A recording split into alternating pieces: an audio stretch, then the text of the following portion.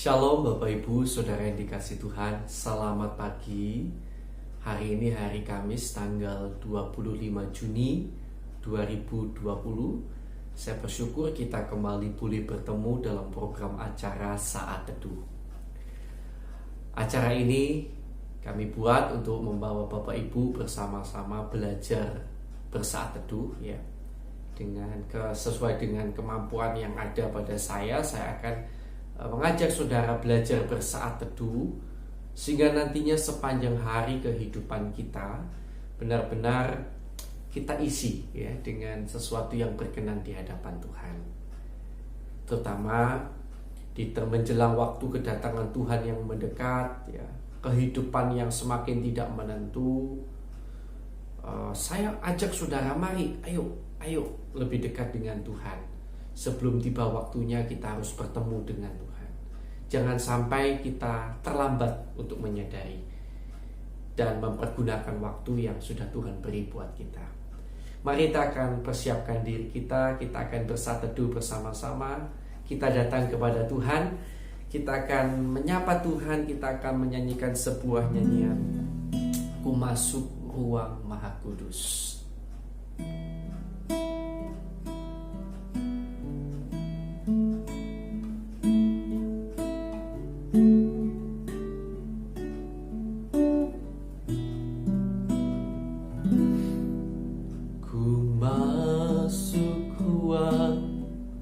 Maha Kudus dengan darah anak domba, ku masuk dengan hati tulus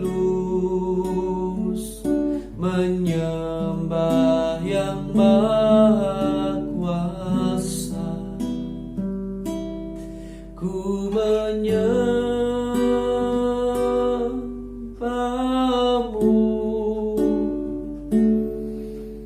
ku sembahmu,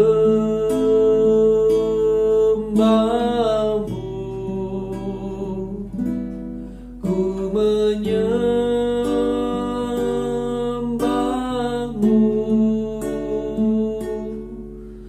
ku sembahmu.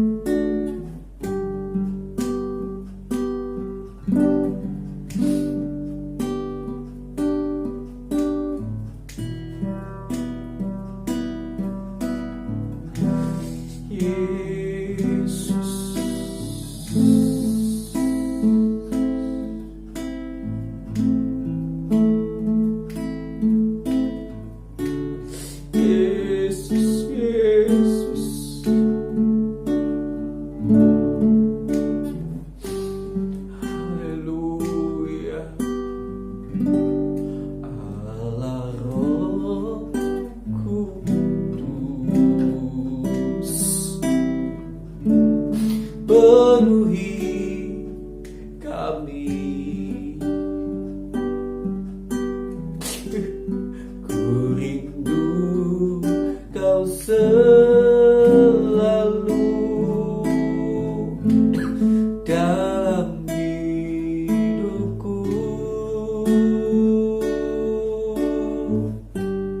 Allah Roh Kudus, ubah hatiku, jadikanku jamalah, ku rindu hadiratmu, ku sembah kudus, kudus, kuduslah Tuhan, dan ku sanjung mulia, mulia bagimu Tuhan.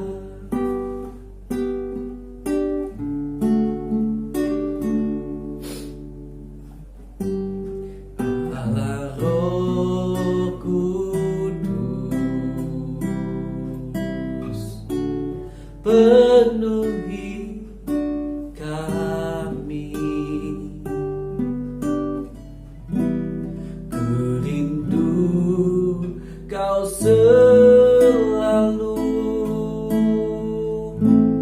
dalam hidupku. Allah Roh Kudus, ubah hatiku,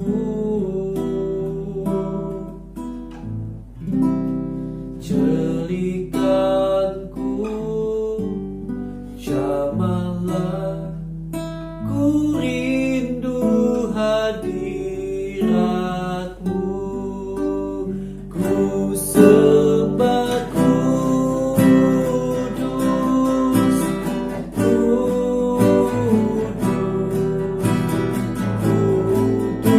kuduslah Tuhan, dan ku sanjung Kau mulia,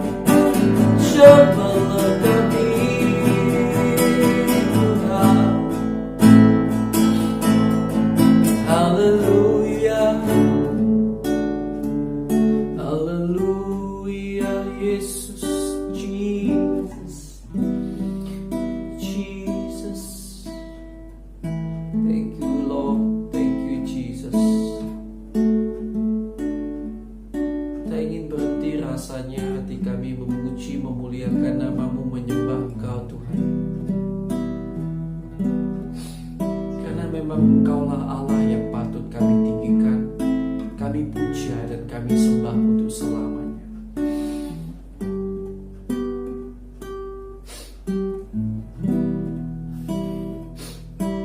Tuhan, sekarang kami mau bersama-sama duduk diam mendengar suara firman-Mu, dan nanti kami akan masuk dalam doa syafaat.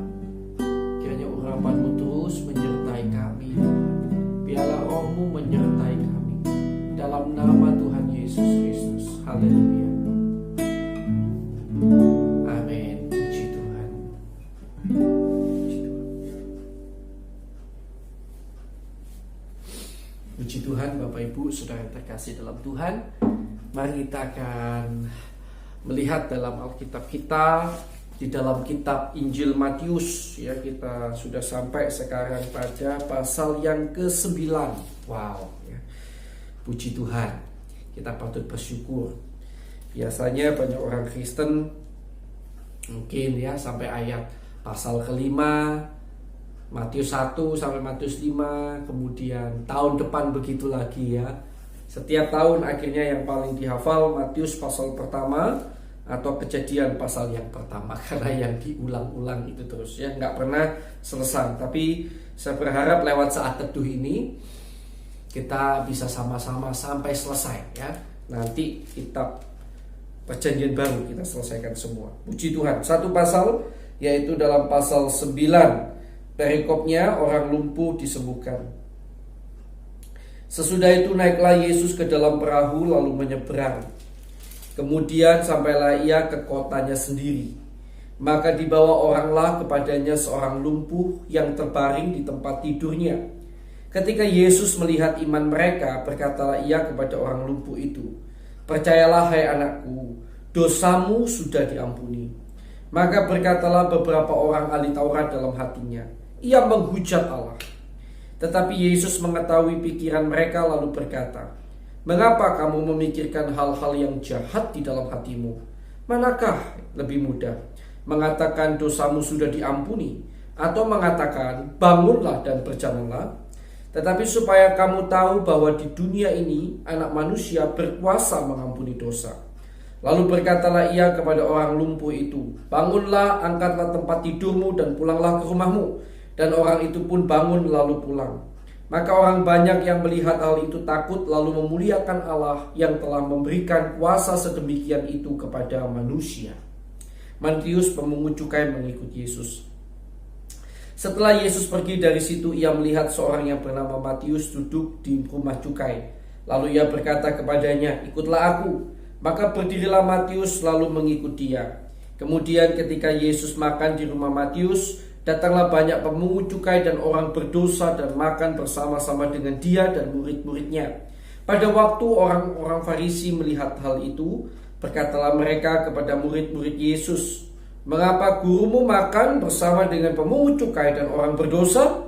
Yesus mendengarnya dan berkata, "Bukan seorang sehat yang memerlukan tabib, tetapi orang sakit. Jadi pergilah dan pelajarilah arti firman ini. Yang ku kehendaki ialah belas kasihan dan bukan persembahan, karena aku datang bukan untuk memanggil orang benar, melainkan orang berdosa." Hal berpuasa. Kemudian datanglah murid-murid Yohanes kepada Yesus dan berkata, mengapa kami dan orang Farisi berpuasa, tetapi murid-muridmu tidak?" Jawab Yesus kepada mereka, "Dapatkah sahabat-sahabat mempelai laki-laki berduka cita selama mempelai itu bersama-sama mereka? Tetapi waktunya akan datang mempelai itu diambil dari mereka, dan pada waktu itulah mereka akan berpuasa. Tidak seorang pun menambalkan secari kain yang belum susut pada baju yang tua. Karena jika demikian, kain penambal itu akan mencabik baju itu, lalu makin besarlah koyaknya. Begitu pula anggur yang baru tidak diisikan ke dalam kantong kulit yang tua, karena jika demikian kantong itu akan koyak sehingga anggur itu terbuang dan kantong itu pun hancur.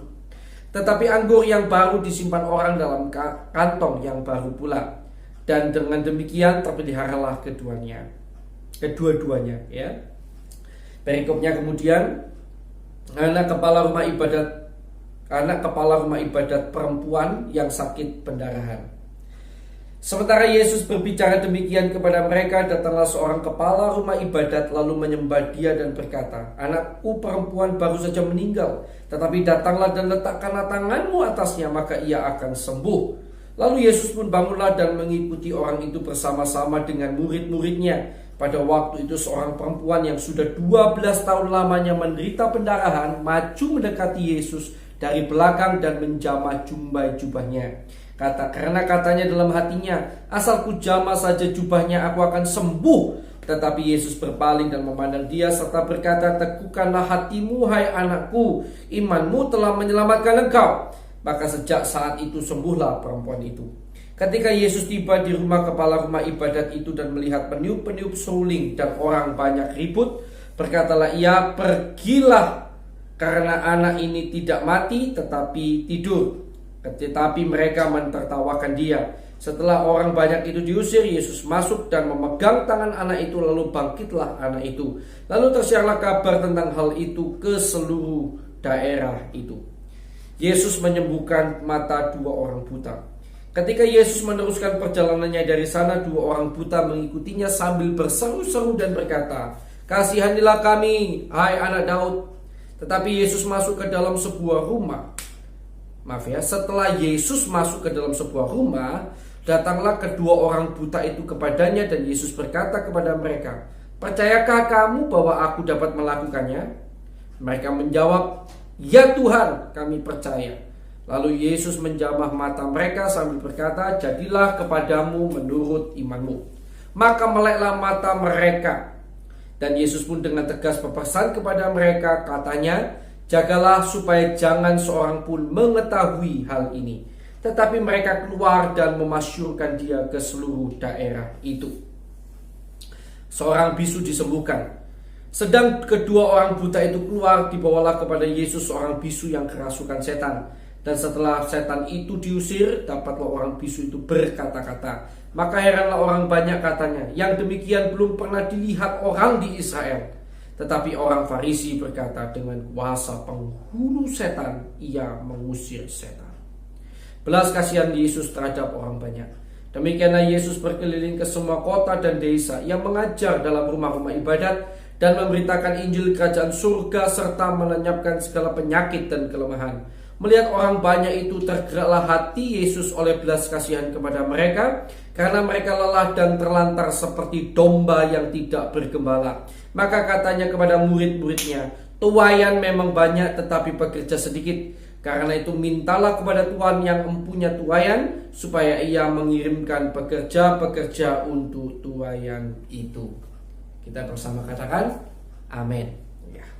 Bapak Ibu, hari ini saya tidak akan memberikan sebuah nas khusus karena saya rasa dalam seluruh pembacaan ini cukup jelas. Salah satu topik utamanya adalah mujizat-mujizat yang dikerjakan oleh Yesus. Dalam semua ayat yang sudah kita baca, kita melihat dan diperlihatkan bahwa Yesus yang kita sembah sebagai Tuhan adalah benar-benar Allah yang hidup. Pada waktu dia di tengah dunia ini, dia melakukan mujizat jauh lebih banyak daripada semua nabi yang pernah ada sebelum dia.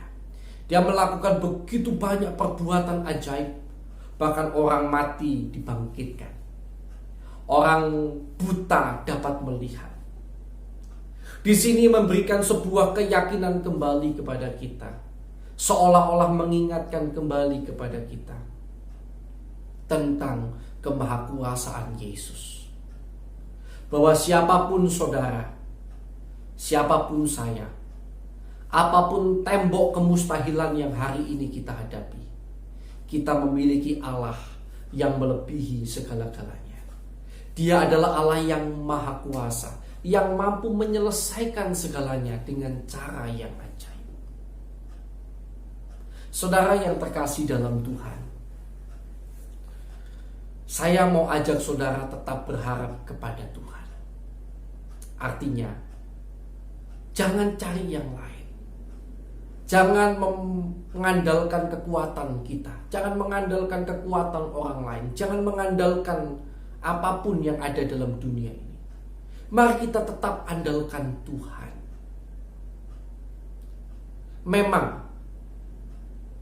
kita diajarkan juga dalam pengajaran lanjutan untuk kedewasaan iman, bahwa mengikut Yesus itu bukan hanya bicara tentang saudara mendapatkan sesuatu dari Dia, tapi bagaimana saudara tetap bisa percaya, saudara tetap meyakini Dia, sekalipun kenyataan yang di depan mata kita tidak sesuai dengan yang kita inginkan atau yang kita doakan. Nah, saudara, tujuan dari pengajaran itu adalah untuk membuat saudara semakin dewasa, percaya pada Yesus sampai akhir. Namun beberapa orang yang salah menangkap pengajaran ini, ternyata saya melihat beberapa eksesnya. Ketika orang yang mendengar ini mungkin belum dewasa rohani, walaupun sudah sekian lama mendengar firman, tapi sampai detik dia mendengar firman tentang itu, dia belum dewasa rohani, maka kemudian ternyata timbul pemikiran yang keliru, membuat dia jadi malas berdoa. Orang itu membuat orang itu kemudian orang itu malas berdoa, malas berharap kepada Tuhan, ya, karena dia menganggap Tuhan belum tentu mengabulkan doa saya. Memang benar, Tuhan belum tentu mengabulkan seperti yang kita mau. Tetapi jangan lupa bahwa kalaupun Dia tidak mengerjakan sesuai yang kita mau, seperti yang kita dengar kemarin, ketahuilah bahwa sesungguhnya Dia menyediakan yang terbaik bagi saudara. Karena itu tetaplah berharap kepada Tuhan. Apapun gunung kemustahilan yang di hadapan saudara saat ini, mungkin penyakit, mungkin dalam dunia pekerjaan saudara hari ini menghadapi tembok kemustahilan, mungkin dalam rumah tangga saudara sudah di ujung kehancuran, bertemu dengan kemustahilan, maka saya mau berkata, Yesus yang sama, yang menolong orang yang lumpuh, orang yang buta, membangkitkan orang yang mati, adalah Yesus yang sama, yang sanggup bekerja dalam hidup saya dan saudara. Tetap pegang iman, percaya kepada Tuhan, tetap berdoa, tetap berharap kepada Tuhan sampai akhir. Tuhan Yesus memberkati. Mari kita akan langsung saja datang kepada Tuhan dalam doa syafaat. Kita berdoa sebentar lalu berdoa syafaat supaya saya bisa sesuai dengan tujuan, ya. Saya berusaha 30 menit walaupun seringkali selalu lebih-lebih karena mohon maaf. Bukan saya sengaja, tetapi karena terbiasa saya bersaat teduh sehingga tidak melihat jam. Saya biasa bersaat teduh sehingga saya susah untuk mengatur waktunya. Tapi saya akan berusaha 30 menit, ya. Kita langsung masuk dalam doa syafaat. Mari kita akan tundukkan kepala kita. Kita akan lebih dulu berdoa. Saya akan ajak kita lebih dulu berdoa untuk kebenaran firman yang sudah kita dengar.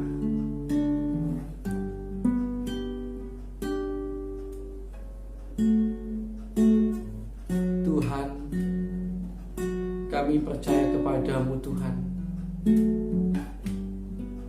Sekalipun saat ini mungkin kami belum melihat pertolongan seperti yang kami mau terjadi, tapi ajar kami dan tolong kami, Tuhan, untuk tetap percaya sampai akhir, Tuhan. Ampuni ketidakpercayaan kami selama ini kepadamu, Allah yang sanggup mengerjakan segala perkara. Beri kami iman untuk percaya sampai akhir, Tuhan, karena Engkau adalah Allah yang tetap sama, yang berkuasa atas segala-galanya. Haleluya, haleluya, haleluya. Terima kasih Tuhan Yesus. Terima kasih Tuhan Yesus. Mari kita akan masuk dalam doa syafaat. Mungkin saudara ada ingat nama-nama yang hendak saudara doakan, karena nama-nama ini belum percaya Yesus. Mari kita akan berdoa bagi nama-nama ini, saudara dan saya. Mari berdoa dalam hati masing-masing. Kita mendoakan mereka di hadapan Tuhan dalam nama Yesus.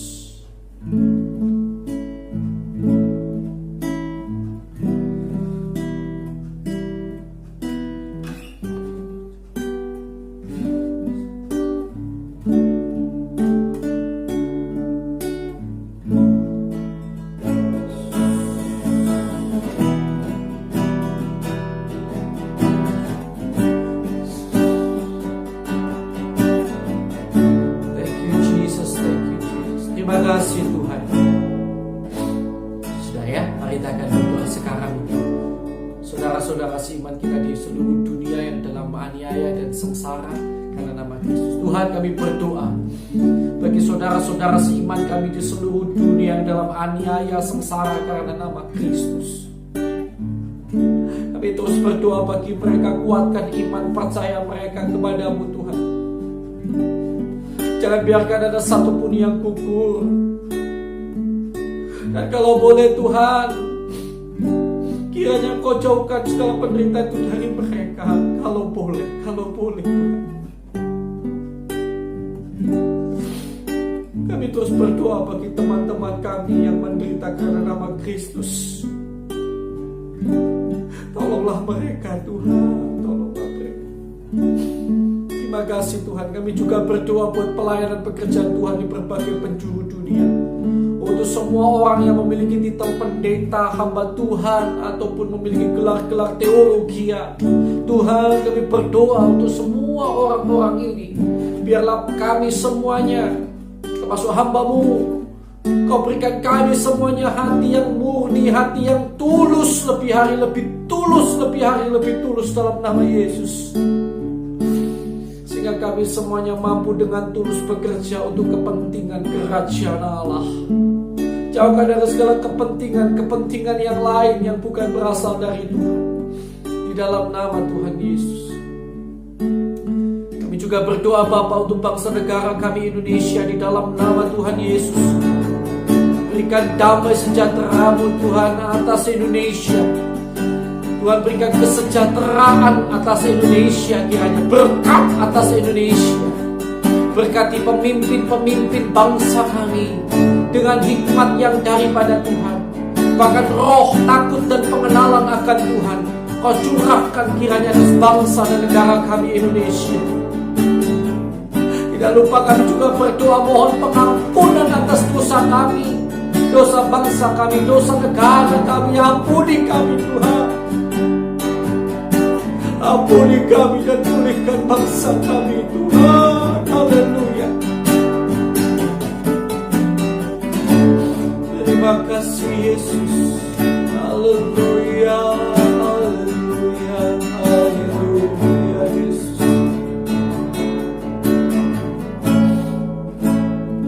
Kami juga berdoa Tuhan untuk yang sakit hari ini. Setiap orang yang hari ini sakit, anak-anakmu yang sakit, yang di dalam masalah, di dalam berbeban berat.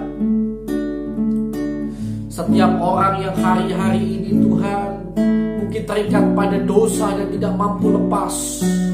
Kami bersatu hati di dalam nama Tuhan Yesus Kristus. Kami bersatu hati di dalam nama Tuhan Yesus Kristus. Jamahan-Mu terjadi Tuhan atas mereka. Di dalam nama Yesus yang sakit disembuhkan oleh Tuhan. Di dalam nama Yesus yang dalam masalah mendapatkan jalan keluar dan pertolongan. Di dalam nama Yesus yang terikat oleh dosa dilepaskan dalam nama Tuhan Yesus. Di dalam nama Yesus, di dalam nama Yesus. Terima kasih Tuhan, terima kasih Tuhan. Terima kasih Tuhan, terima kasih. Dalam nama Yesus kami percaya pada pertolongan Tuhan. Dan sekarang Bapa, kami mau berdoa juga, mohon urapan roh-Mu menyertai kami.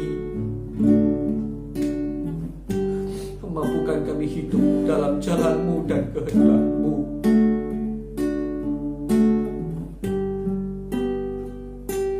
Ku tak dapat jalan sendiri Tuhan.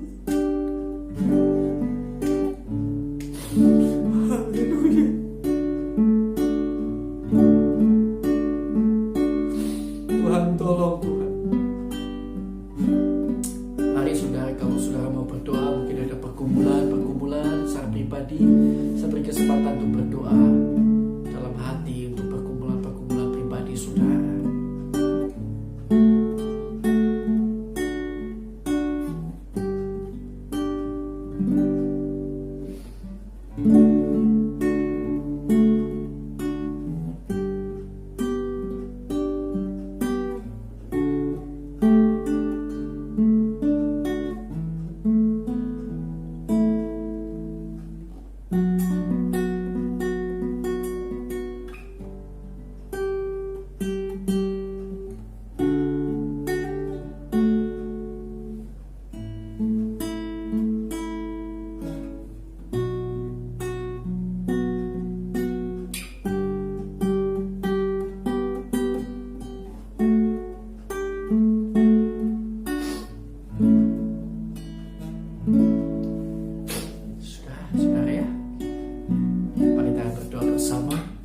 dalam nama Yesus, diberkatilah kiranya usaha pekerjaan kami. Di dalam nama Yesus, diberkatilah kiranya keluarga kami. Di dalam nama Yesus, diberkatilah kiranya pelayanan kami. Di dalam nama Yesus, diberkatilah kiranya kemauan kami untuk hidup berjalan dalam jalan Tuhan. Kiranya Tuhan akan membuat dan menuntun kami dalam jalan Tuhan sampai akhir hidup kami. Inilah doa kami Tuhan. Berkat-Mu kiranya ada atas kami semua. Dalam nama Tuhan Yesus Kristus. Haleluya. Amin. Amin. Puji Tuhan. Selamat pagi. Tuhan Yesus memberkati saudara.